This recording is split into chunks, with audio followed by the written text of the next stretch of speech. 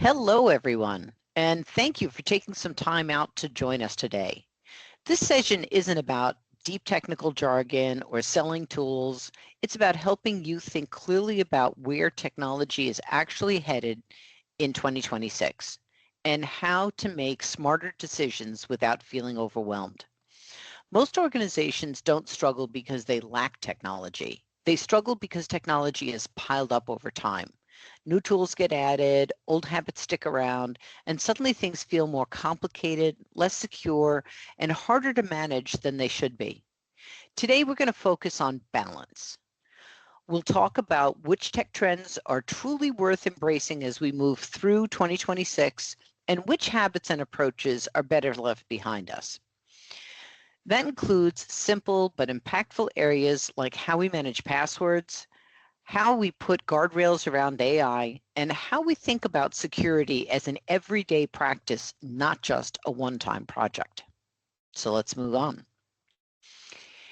Before we get into all of the content, I'd like to just keep one simple idea in mind. Every business has at least one part of its technology environment that feels outdated, unclear, or more complicated than it should be, and that's normal.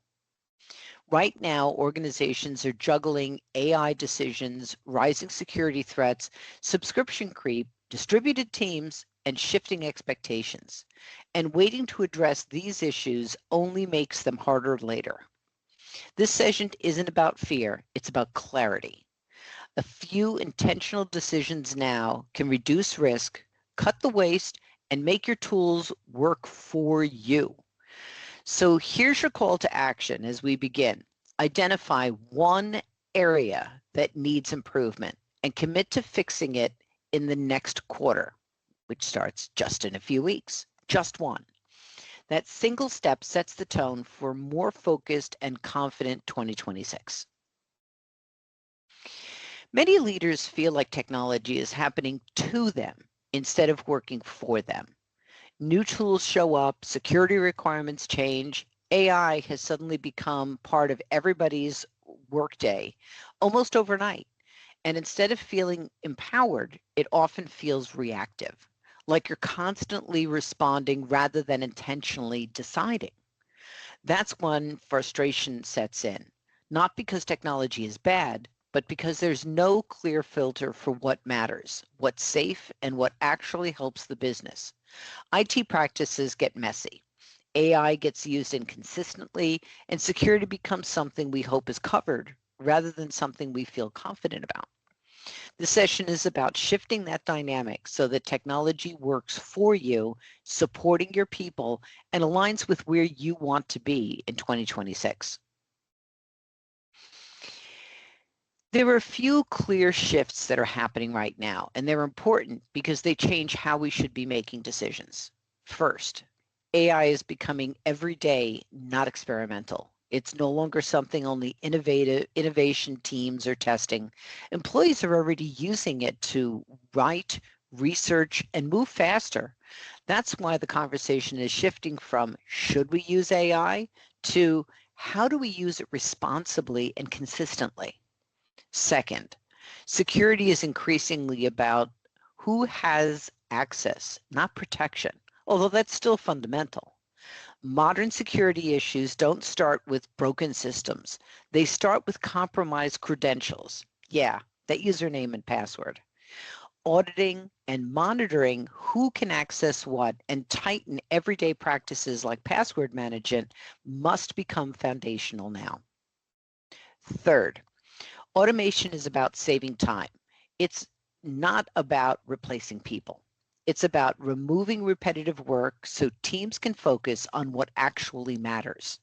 When automation is done well, it's almost invisible, but the time savings are very real. And finally, simplicity is winning. Organizations are realizing that fewer tools, clearer rules, and easier systems lead to a better adoption and stronger security. Complexity doesn't make businesses safer or faster. Clarity does. These shifts are shaping what works in this 2026, and They're the lens we'll be using as we talk about what to embrace and what to leave behind. Let's strip away all the noise. Smart technology decisions tend to focus on just a few core outcomes. First, reducing risk. This is about protecting the business from avoidable issues, things like weak password habits, unclear access, or AI being used without guardrails. When risk is reduced at the everyday level, security becomes less stressful and more predictable. Next, saving time. The right technology should give time back, not take more of it. Whether it's automation, better tools, or clearer processes, the goal is to eliminate friction and free people up to focus on meaningful work. Third, making work easier. Technology should support your team, not frustrate them. When tools are simple and intuitive, people are more likely to use them correctly, which improves both productivity and security. And finally, supporting growth. Smart tech decisions don't just solve today's problems, they scale with the business, adapt as needs change, and help you move forward with confidence as you look forward and move into 2026. This framework, reducing risk, saving time, making work easier, and supporting growth, is the lens we'll keep using as we talk about what's worth embracing and what's better left behind. Here's what we're seeing across the SMB right now, being small, mid-sized businesses, and why it matters. AI is becoming core to everyday operations. It's moving from a nice to have to something that drives real work, faster decisions, better documentation, smoother customer service. Generative AI is shifting to private, specialized models. Businesses want AI that's secure, tailored, and built on their data. Today's applications let your team automate everyday work themselves without waiting on a developer or outside help.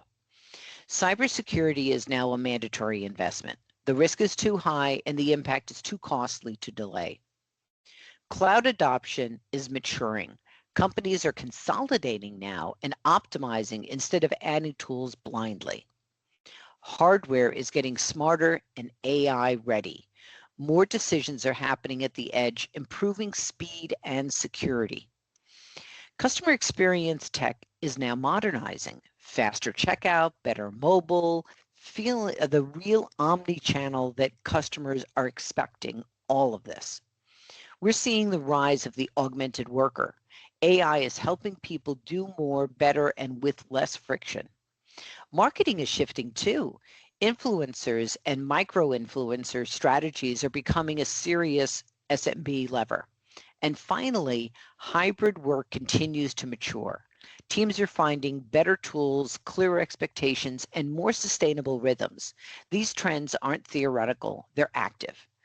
The SMBs that pay attention now are the ones setting themselves up for the real advantages over the next 12 to 18 months. When we talk about business application review, this is really about making sure that the tools you rely on are still working for the business in 2026. First, we look at the AI roadmap and delivery. Every vendor talks about AI, but what matters is what's actually live and making work faster, better, and more cost-effective, not what's being promised down the road. Second, we assess the market position of that application. Is the application still leading in its space, or is it starting to lag behind the competition? Tools that stop innovating don't fail overnight, but they quietly become an anchor, a dinosaur over time. Third, we look at strategic alignment. Does this application still fit how the business operates and where it's headed? Does it integrate cleanly? Does it support growth and enable us to be able to use data, or does it just add friction? To do this consistently, a business application catalog is now critical. It gives us a clear view of what applications exist in an organization, who owns them, what's the cost, and how strategic are they really? With that visibility, decisions can become intentional instead of reactive. The goal isn't immediate change, it's clarity. So technology continues to support the business instead of holding it back. This slide helps us put AI into perspective because not every organization is in the same place, and that's okay. We tend to talk about AI as if it's a switch that you can just flip, but in reality, it's a maturity journey. Most businesses move through these 5 stages over time. Stage 1, unaware or pre-adoption. This doesn't mean AI isn't happening. It usually means it's happening around the organization, not intentionally within it. Leaders may not have visibility into where AI is already being used by employees. Stage 2, this is where many organizations are right now. Individuals are using AI tools to help with writing, research, summaries, and brainstorming. The value is real, but it's inconsistent, ungoverned, and highly dependent on the individual. Stage 3, AI enabled. At this point, AI starts to show up at the department level. Teams use it in defined workflows, documentation, customer communication, reporting, or operations.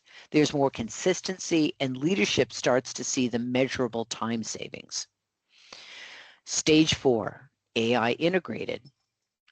Here, AI is coordinated across teams. Data processes and tools start working together. Governance, security, and expectations are clearly defined, which reduces risk while increasing adoption and confidence. Stage 5, AI optimization. This is where AI actively shapes how the business operates. Decisions are made faster, processes are leaner, and the organization can adapt more quickly to change. AI isn't a tool anymore, it's just a part of how the business operates. The key takeaway here is success with AI isn't about jumping into stage 5. It's about knowing where you are today and making intentional moves to the next stage without skipping the fundamentals. That's what reduces risk, builds confidence, and makes AI genuinely useful instead of overwhelming. This is where AI really becomes practical for organizations, not through tools alone, but through people. As AI becomes part of the everyday work, the real differentiator isn't who has access to AI, it's who knows how to use it well. That's why education matters. When employees understand what AI is good at, where it has limits, and how to use it responsibly, the value multiplies and the risk drops. The good news is that getting started doesn't have to be expensive or overwhelming. There are excellent free resources available today that help employees build a solid foundation. These focus on understanding AI concepts, how AI supports decision making, and how to work alongside it effectively. This level of education alone can dramatically improve confidence and consistency. For organizations that want to go deeper, paid training options provide more structured, role-based learning. These programs help teams move beyond experimentation and into real business impact, whether that's improving operations, enhancing customer experience, or supporting leadership with better insights. The key takeaway here is empowering employees with AI isn't about turning everyone into data scientists. It's about giving your team the knowledge to use AI thoughtfully, securely, and productively as a part of their daily work. When people understand the why and the how, AI stops feeling risky or mysterious and starts feeling like a natural extension of how we get work done. This is one of the most noticeable shifts people are experiencing now, even if they don't always articulate it that way. For decades, getting information meant opening up a browser, typing a question into Google, clicking through links, skimming through articles, and trying to piece together an answer. That model is starting to change. Instead of searching, people are increasingly asking. AI has turned information retrieval into a conversation. You can ask a question in plain English and get a direct contextual answer without jumping between tabs or filtering through ads and outdated content. What makes this powerful isn't just speed, it's relevance. AI responses are tailored to the question being asked, the context, and often the follow-up. You're not just getting information, you're getting synthesized insight. This changes how work gets done. Research that used to take 20 or 30 minutes can happen in a few moments. Drafting, clarifying, or exploring options become interactive instead of fragmented. Now, this doesn't mean traditional search disappears overnight, but it does mean the default behavior is shifting, especially for employees who want answers quickly and in context. When we talk about AI in 2026, the real question isn't which tools to use, it's what AI does for the business. First, AI enables scalable growth. It allows the organization to handle more work, more customers, more complexity without growing headcount at the same pace. By automating repeatable tasks, teams can stay focused on high-value work that actually drives the business forward. Second, AI improves operational efficiency. It reduces friction in day-to-day operations by speeding up workflows and increasing consistency. Less manual effort, fewer bottlenecks, and fewer issues that only get addressed after they've become problems. Third, AI increases visibility for leadership. Instead of waiting for reports or relying on instinct, leaders get earlier insight into trends, risks, and opportunities. So decisions are faster, clearer, and more confident. The bottom line is this: AI helps the business operate with efficiency, insight, and agility of a much larger organization without adding the unnecessary complexity or cost. The goal isn't to do everything in AI, it's to choose one meaningful use that improves growth, efficiency, and visibility. When we talk about it driving real growth, this is where it becomes practical for small and mid-sized businesses. First, AI chatbots. They're not replacing people, they're improving responsiveness. They're handling common questions, routing requests, giving customers quick answers after hours or during peak times. That means faster service and fewer interruptions for your team. Automation for routine tasks. Every business has repetitive work. Scheduling, invoicing, data entry, these tasks drain time and they don't really create a whole lot of value. AI can run them reliably in the background so that your staff can focus on work that actually moves the business forward.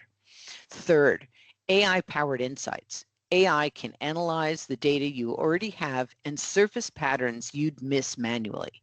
Instead of reacting after the fact, leaders can make faster, smarter decisions based on real trends.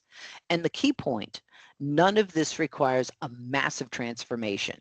For companies under 20 million, these tools create the operational efficiency of a much larger organization without extra headcount or complexity.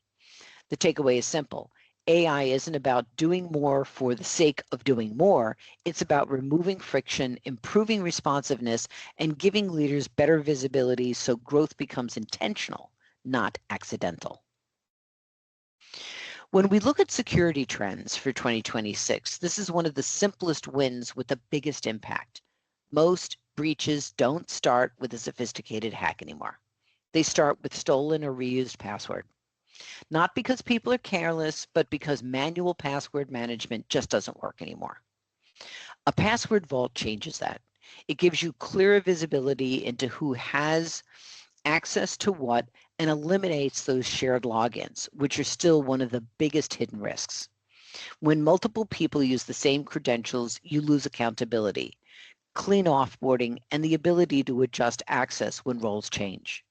And importantly, this isn't about adding friction for employees. It's actually making their lives easier.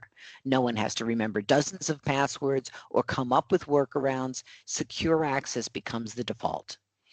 This is what smart security looks like in 2026, replacing that outdated habit with simple, practical system that reduces risk, saves time, and gives leadership confidence that access is being managed intentionally.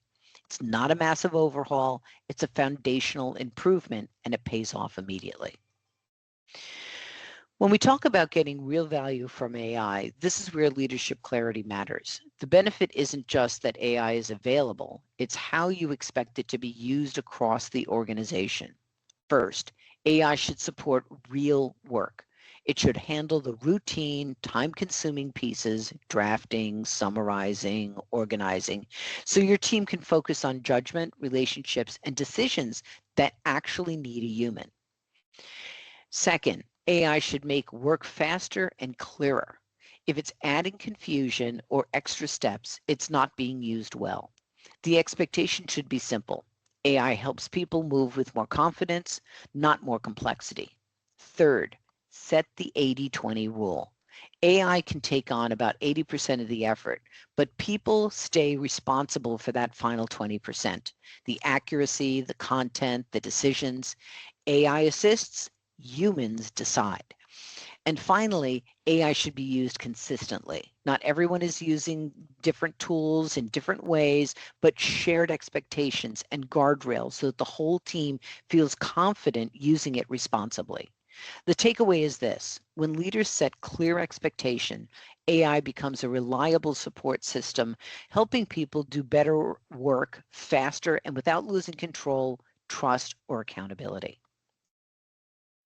Finally, progress isn't just about what we adopt, it's about what we choose to leave behind. We're leaving behind those weak password habits, shared logins, and reused credentials that may feel convenient, but they create invisible risk. Access needs to be intentional and easy to manage. We're leaving behind buying technology without a plan. When tools are added reactively, it's hard to get real value. Going forward, tech decisions should be tied directly to the business outcomes. We're leaving behind that reactive IT. Waiting for things to break leads to downtime and stress. The shift is towards prevention and early detection. We're leaving behind those underused tools. Too many platforms create confusion and waste. Simplifying the stack helps people work faster and more confidently. And we're leaving behind using AI just because it's trendy. AI needs to have a purpose, expectations, and accountability. The message here is simple. Letting go of outdated habits doesn't require big change. A few intentional decisions and a clear strategic plan set the stage for more secure, efficient, and focus in 2026. Leaving behind these habits doesn't just require a transformation, just one clear decision about what no longer serves the business. As we wrap up, I want to bring this back to the core theme you've heard throughout today: clarity over complexity, and intentional decisions over reactive ones. You don't need to fix everything at once. You just need to take one clear step forward. With that in mind, there are two easy next steps depending on where you are right now. The first option is to book a discovery call. This is a free, no pressure conversation where we can take a look at what you're using today, identify any gaps and risks, and highlight opportunities to simplify and improve. There's no commitment and no selling. It's simply about gaining clarity. The second option is for teams that are already using AI or know they will be soon. That conversation is focused on adopting a clear, practical AI policy so that your team can use AI confidently, responsibly, and consistently without confusion or unnecessary risk. Both options are about the same thing: making better decisions earlier. No overhauls, no hard selling, just thoughtful conversations to help technology actually work for the business as you move through 2026. Thanks. And at this time, I'd like to see if we have any questions. We do. We have a few questions. So the first question is, do we need to train everyone on AI? My recommendation is yes, because AI is, to me, it's very obvious that it will be like using a word processor, using a search engine. everybody's going to need to interact with it in some form or fashion. So getting people over that hump of how do I use it, or is it okay to use it, and teaching them how to use it responsibly with policies around private information, what can go outside the organization, inside the organization. Prompt engineering is a fundamental skill moving into the next years. True. That's also one of the things that the AI policy outlines is, like Linda said, what you can and can't use within your organization. And that, I think, is really the key to the training. Is most people are already using AI. If they're not using AI in their personal life, they are using it at work. And so giving those guardrails so that way everyone is using it safely is super important. This next question I'm going to answer because I think I can answer it pretty well. It says, how does Google Gemini compete with Microsoft Copilot? And one of the things that I've learned with using the different AI setups is you choose your AI based on how you do your work. So for example, CMIT Stanford is a Microsoft-based company. So we lean heavily into Copilot because it's already integrated with all of our Microsoft platforms, Word, PowerPoint, SharePoint, all of those things. For any companies who are Google-based using Google Workplace and like Google Docs and stuff, they probably would benefit more from using a Google Gemini. It is fully based on your workflow. One of the things that Linda said was having AI add to your work and not take away from it. So if you're already using something that AI will make better, that is a better decision and an easier transition than trying to adopt an entirely new AI platform that has nothing to do with anything that you already do. So let me add to that what we're seeing, what we saw last year was everybody jumping on board and they had to have an AI, language model. What we're seeing now is that the different language models are becoming more specialized. They're becoming intentional. So Copilot focuses heavily on your data and being able to now augment your data, documents, conversations, emails with outside information. And so that's where its focus is. Where other learning models are focused more on creativity and innovation. So, you're going to see a different one excel at graphics development or video development. Now add to this that they are all in a race to be the best. That's marketing dollars, not necessarily what they're producing and delivering, and they are all leapfrogging functionality. So if the AI, learning model that you're using now isn't great at this one particular thing, just give it 3 months and it will be great at that thing. So that's the answer. Our next question is, how do we decide which tools to keep and which to cut? So that starts with that business application catalog. Writing down the different programs that are used, and I would look for things that have a username and a password, and programs that are installed on people's machines. Make a list of those, and then also look at the cost and say, am I really using this? Very often when you go through that the first time, you're like, oh, I really don't use this. I can get rid of that subscription. Oh, I can uninstall this program because I don't use it and it's just taking up space. The same thing happens with business applications. We recently have been working with a client who did not have this kind of a catalog before. They're a good 20, 30 years old. And as we're putting together that catalog, they're like, oh, we don't use this anymore. Well, I'm like, okay, so we can uninstall it, we can archive the data, we can get rid of it, but otherwise it's just creating a lot of noise and confusion. So it starts with that inventory and then being able to really evaluate what kind of business value is that application providing you.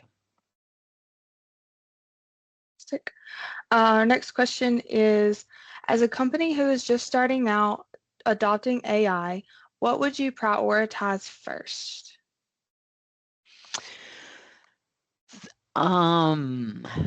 It really depends on size of company. So if we're talking the fundamentals for everyone is being able to know how to do prompt engineering.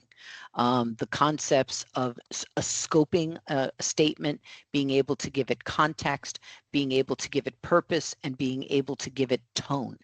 So prompting is a skill that you can now apply to any one of these overall language models. People have also heard me say YouTube. There are a number of different really good YouTubers that we follow that are just helping us keep on top of what is evolving. Microsoft also does have an AI learning track. It doesn't just focus just on Copilot, but starts with all of the AI fundamentals, language and concepts, because it is a different kind of a tool. That's a great way to be able to start. For larger organizations, it's about being able to move to an AI first mentality.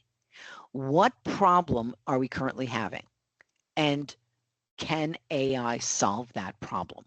So it's that iteration of being able to say, what is stopping us from doing things better, faster, cheaper? I very much follow kind of an organizational principle of EOS, the Entrepreneurial Operating System.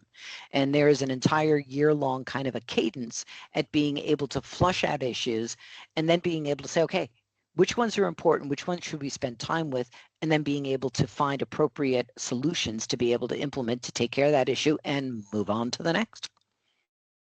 I think another thing is having your leadership be familiar with AI and set a good example for the rest of your organization. Very true. We need those champions and role models to be able to step up, because there's a lot of people that are, as much as I readily embrace it, and Allison as well, there are a lot of people that are very cautious about it. They're afraid of change. They're afraid they're going to do something wrong. And so that holds them back. And so being able to make sure that everybody's got a safe, open environment to be able to understand this new tool is very clear. And that starts from the top. Yep. Great and point. Our final question is, what stage is CMIT Solutions of Stamford at in the little, on the slide with all the stages on it? Where does CMIT fall?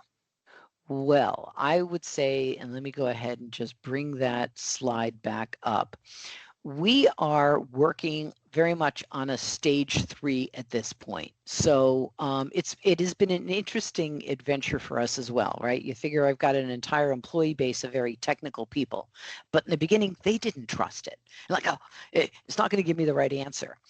And so it has taken a little bit of time for them all to say, okay, use it. And then being able to say, where can you use it? And person by person, we've been seeing that evidence of being able to say when they come into a meeting and say, oh, I had Copilot help me with this, or I had ChatGPT do this. And so clearly we're at that number 2. And then we're starting now to be able to do some real good agent development. Agents within Copilot. So the one that I talked about with Allison today is I created an agent that says create content Linda style. Because I didn't like that AI sound of it. It still has some way to be able to go, but we've also created a couple things around being able to do analysis, being able to do statements of work. And so we're finding and identifying those repetitive tasks where AI can make this go better, faster, cheaper for us. The integration is also very much what we are watching in our tool stack. Which one of our vendors has AI, and can that AI integrate safely with all of our different tools, and which departments within our organization can really benefit from some integration. So that's all the questions. If I missed your question, or if you have an additional question, please drop that into the Q&A or the chat now. But that is all the questions that we have at the moment. Terrific. Thank you very, very much for being able to spend some time to be able to attend live. You will be getting a recording, and then please hit those QR codes. Let us know if you'd like to be able to continue the conversation. Thanks again for being here, and you can see this up on YouTube later on. Definitely. Definitely. All right, guys. I hope you have a great rest of your day, and we look forward to hearing from you. Thank you, Allison.